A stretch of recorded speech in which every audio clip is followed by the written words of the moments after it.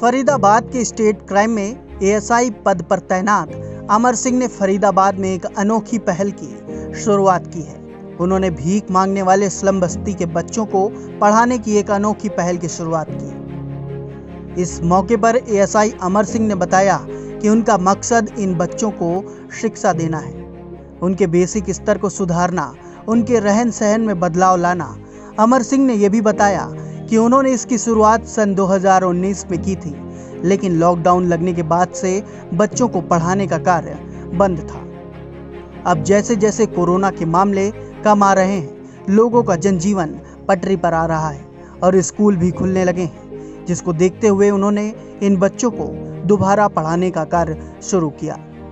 इसी मौके पर हरियाणा पुलिस के पूर्व डीजीपी बीएन रॉय की पत्नी नीना रॉय, जो कि खुद पेशे से टीचर रही हैं, उन्होंने आकर इसकी आज से शुरुआत की। इसकी शुरुआत अपने साथी पवन के साथ मिलकर सन 2021 में की थी, ताकि बच्चों को अच्छी शिक्षा दी जा सके और उनका भविष्य उज्जवल हो।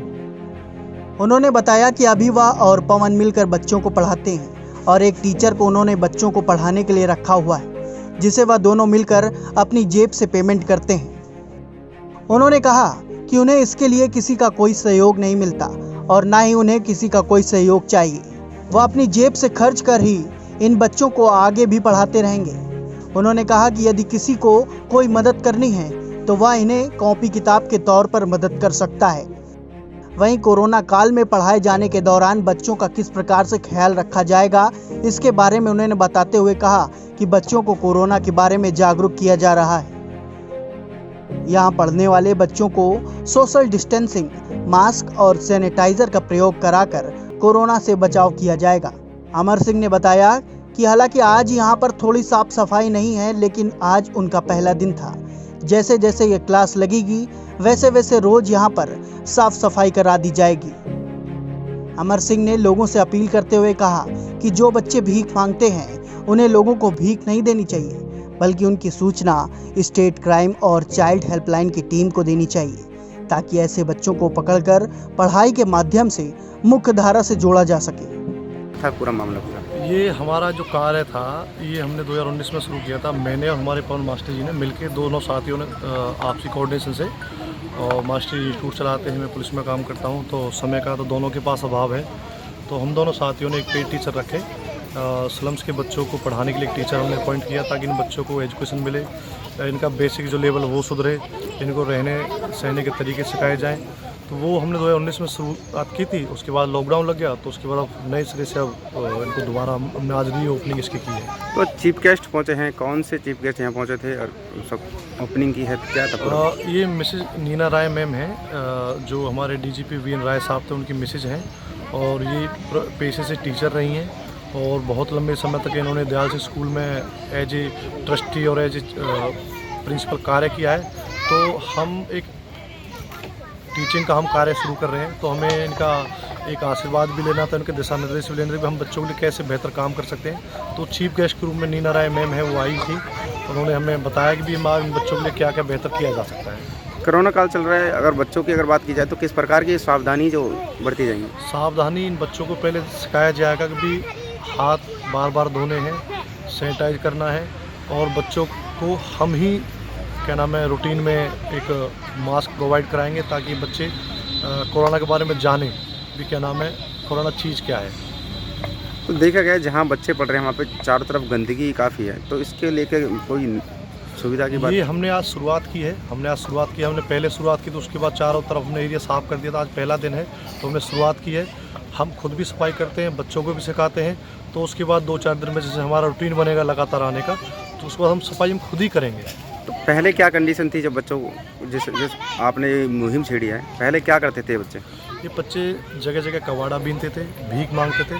तो किसी आप जैसे सज्जन आदमी ने मुझे बताया कि भी पवन मास्टर और हम एक दूसरे दोनों हम पता करने के लिए गए इन बच्चों के लिए भी इनके लिए बेहतर क्या किया जाता है। तो किसी ने बताया कि भी इन लोगों को बिजी किया जाए, तो ये बच्चे इस तरह काम छोड़ सकते हैं।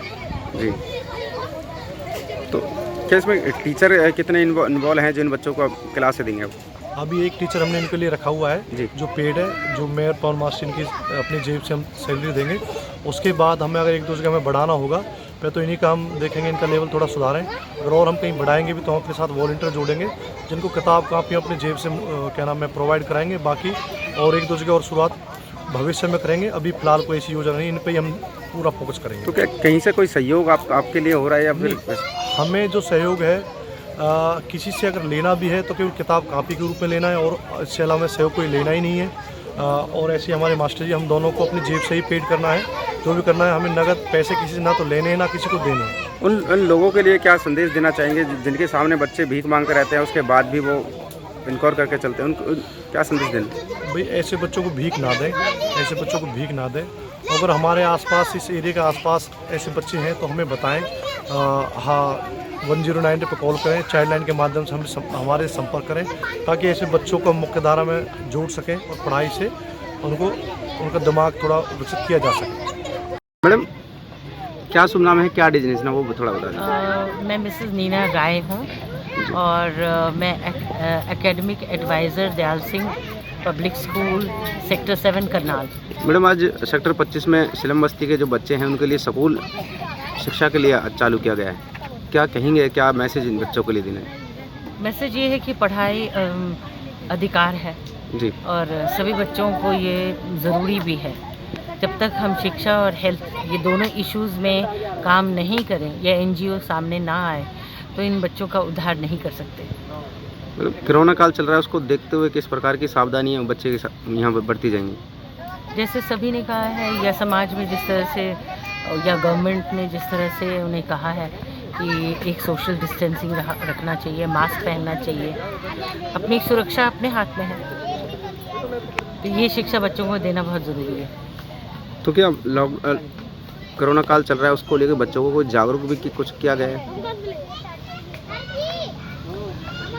जैसे आज आप लोगों ने यहाँ पे देखा है ना कि लेबर स्कूल खोला गया है और बच्चों को बता रहे हैं, तो इसी तरह से बताना पड़ेगा। ठीक है।